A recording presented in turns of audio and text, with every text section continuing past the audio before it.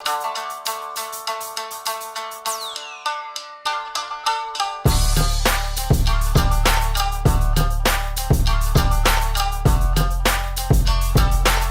this episode, we'll go over 9 things you didn't know about Bruce Lee, probably. Dubbing most of English voices in Bruce Lee's movies was done by himself. That's exactly right. All of the people talking in English in The Way of the Dragon and other movies produced before the popular Enter of the Dragon are covered by the voice of Bruce Lee himself. All of them besides of course the voice of Chuck Norris. Despite many great scenes where multiple people were defeated by Bruce Lee, there were also scenes that needed to be removed from his movies. An example would be a scene from the film Big Boss where Bruce cuts the head of the enemy with a handsaw.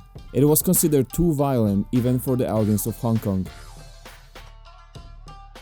Bruce Lee invested lots of hard work to become successful. With every new achievement he tried to stay the same person. He owned slightly damaged glasses that he was wearing on a daily basis to remind him about the times when he was poor and dealt with lots of problems. One of the dreams of the actor was to have a fight with Muhammad Ali. Bruce considered him to be a great boxer that combined fighting techniques with incredible speed. He used to watch Muhammad's fights to learn his style and adopt his leg movements and positioning on the boxing ring. However, as we can assume, this great fight never happened. As you probably know, he was incredibly fast. He used to demonstrate his speed by putting a coin on the hand of other person. Shortly after, he would take the coin and replace it with another one. All of that happened before the other person had a chance to close the hand. There is also a video where Bruce plays table tennis using nunchaku, and of course he wins. It's interesting if there's anything that he couldn't do with a nunchaku. Despite the great strength and speed, Bruce Lee had a significant visual impairment.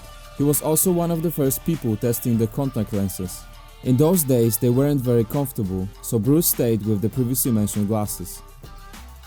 To keep his form, he trained every day without exceptions. It wasn't however a normal training. It was 5,000 hits per day. As it can be seen, he was 100% dedicated to the training. This explains why his punches were so powerful. Despite the fact that he never formally trained karate, he was able to display this technique with very high precision. He was a person who, after carefully watching martial arts movie, could absorb some elements and include them in his fighting style. This is a truly amazing ability. He was an inspiration that contributed to many characters in well-known games. It was Liu Kang from Mortal Kombat, Law from Tekken, or Fei Long from Street Fighter. Taking into account who he was, to me he even deserves his own game. Even though they trained a lot with Chuck Norris, they never had enough. During one of the trips to New York, they stayed at the same hotel. When going up with the elevator, they started a fight that ended next to their rooms at 4 AM in the morning. Day after, when they woke up, they were both surprised that nobody called the hotel security hearing the couple hours long fight, although I'm not sure if there is anybody brave enough to get in between them. In today's episode, that's all. If you liked the video, don't forget about the rating and the comment. Remember to subscribe using the button below. See you in the next episode.